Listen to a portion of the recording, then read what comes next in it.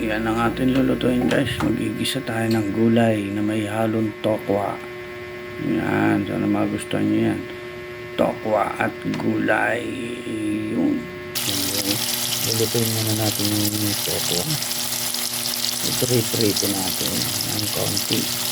Yung hanggang sa lumuto. Tapos lulog natin ito guys.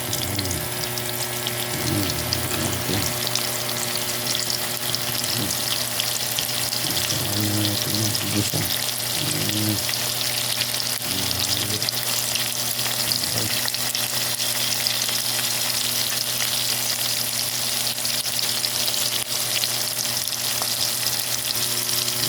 Lagyan natin itong gulay, sitaw.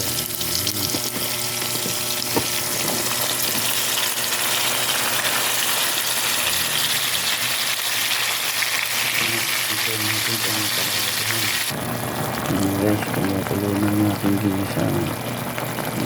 10 minutes na lang luto na. Sana magustuhan yung luto ko. Guys, sitaw kalabasa na may tokwa. Sana magustuhan nyo. Yum. Kakain na tayo.